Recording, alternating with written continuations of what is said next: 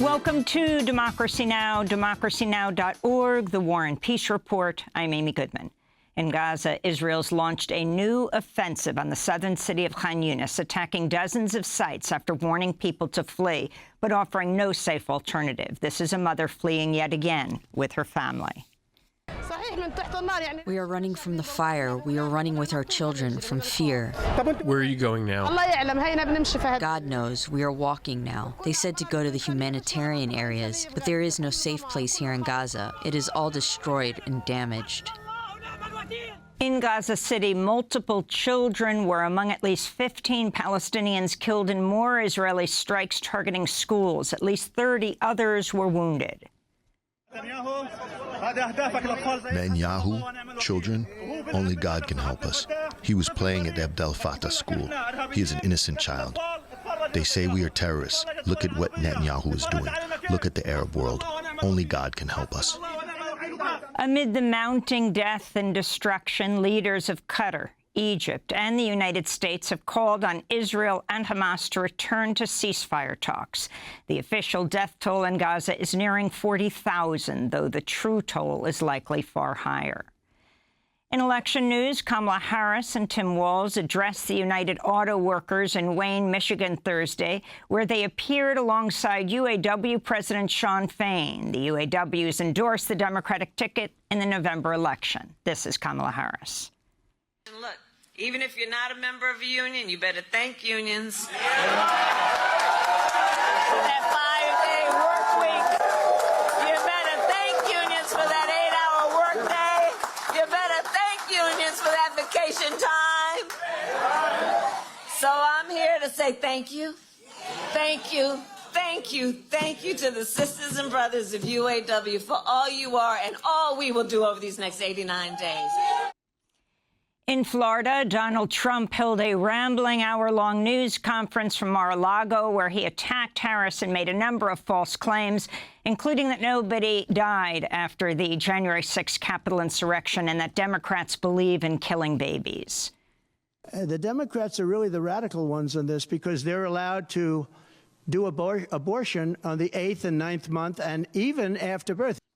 Despite these comments, Trump downplayed the issue of abortion in the upcoming election. He also claimed he almost went down in a helicopter ride with former San Francisco Mayor Willie Brown, and that Brown said terrible things about Kamala Harris. Willie Brown quickly refuted those lies. He said he did not fly in a helicopter with Trump. Trump also claimed he had the largest rallies, at one point comparing his January 6th Stop the Steal rally to Martin Luther King's I Have a Dream speech and rally on the National Mall. Also on Thursday, Trump agreed to debate Kamala Harris on ABC News September 10th and called for 2 additional debates. Harris told reporters she was glad her opponent had finally agreed, adding, quote, "hope he shows up." In other campaign news, Kamala Harris's national security advisor, Phil Gordon, denied reports that Harris would consider an arms embargo on Israel.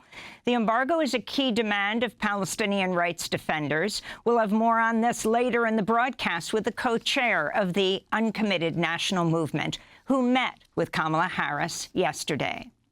In more election news, the consumer advocate group Public Citizen called out the Federal Election Commission Thursday after the agency announced it will not regulate AI deepfakes in political ads before November. Public Citizen called it a, quote, shameful abrogation of the FEC's responsibilities. The group pointed to a recent post by ex-owner Elon Musk showing an AI-altered image of Kamala Harris. Musk's post was in violation of his company's own rules against posting misinformation without context.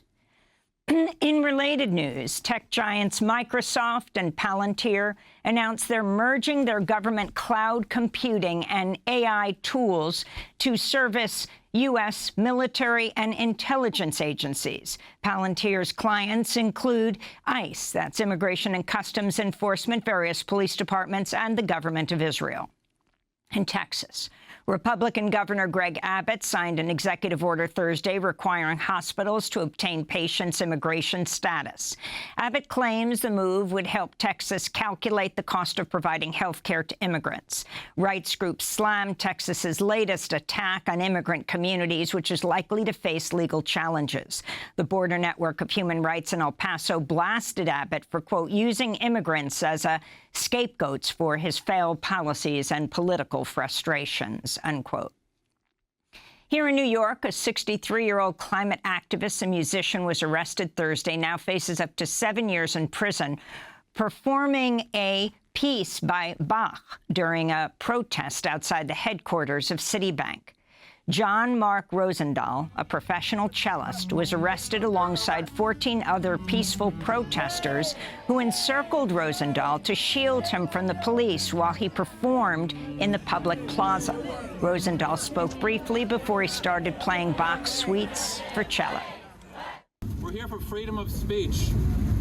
I'm playing music here today because we are taught that the purpose of music is to sober and quiet the mind and make it susceptible to divine influences.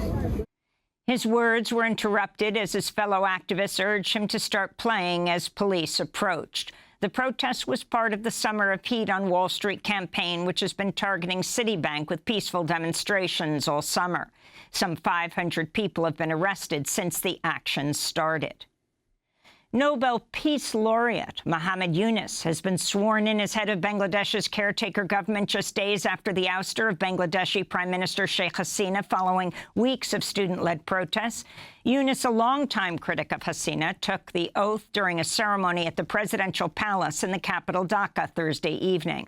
Over a dozen other members of Yunus's cabinet were also sworn in, including 2 students who led the uprising against Hasina, Nahid Islam and Asif Mahmood.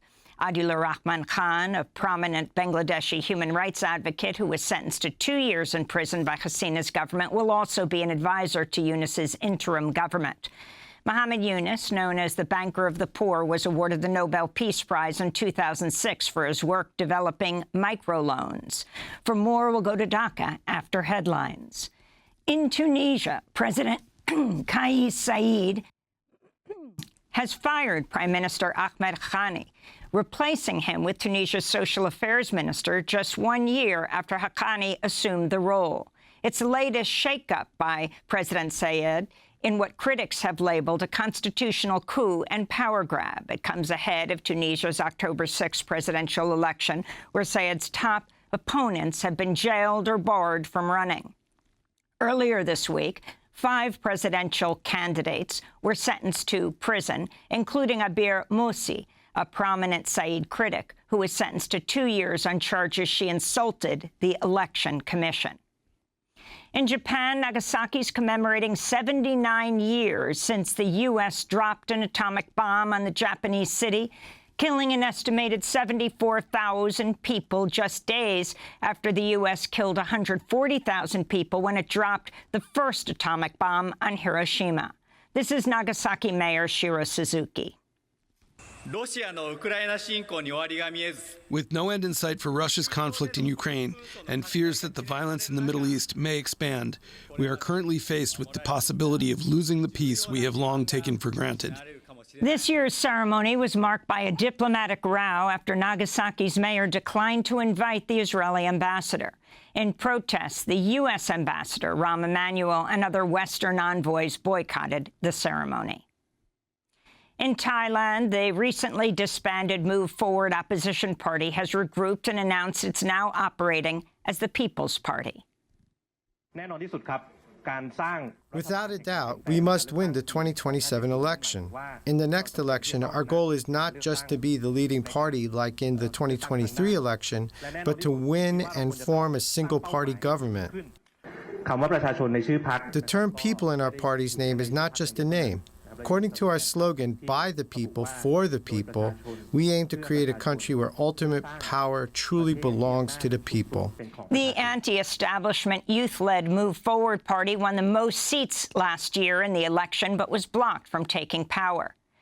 Catalonia's parliament Thursday confirmed socialist Salvador Illa as head of Catalonia's new government, ending more than a decade of rule by the separatist movement. Illa is an ally of Spanish Prime Minister Pedro Sanchez.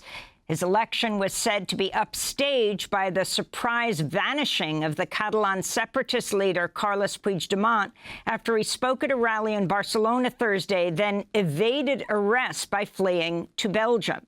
Spanish authorities are demanding explanations from police about how Puigdemont was able to return to Catalonia and then go into exile again. In Venezuela, President Nicolás Maduro has blocked access to the X social media platform for 10 days amidst rising tensions over the disputed results of last month's presidential election. Maduro accused his rivals of weaponizing the platform against him and accused X owner Elon Musk of spreading hate. In other developments, Venezuela's Supreme Court found opposition candidate Edmundo Gonzalez, who claims he won the election, to be in contempt of court after he ignored a court summons mandating his presence for an audit of the election. This comes as Venezuela's top prosecutor is launching a criminal probe into Gonzalez and fellow opposition leader Maria Corina Machado after the pair called on the military to abandon its support for Maduro and stop cracking down on protesters. Meanwhile, Chile's president, Gabriel Boric, said he, quote, does not recognize Maduro's self-proclaimed victory. Back in the U.S., Illinois Governor J.B. Pritzker has called on Sangamon County Sheriff Jack Campbell to resign over mishandling the fatal July shooting of Sonia Massey, a 36-year-old black woman. One of Campbell's deputies shot Massey in her own kitchen after she called 911 for help. Sean Grayson, who is white, has been charged with first-degree murder. This comes as newly released records show several emergency calls were made from Massey's home regarding her mental health in the days leading up to the fatal shooting. In one call to 911, Massey's mother, Donna Massey, reported her daughter was having a mental breakdown.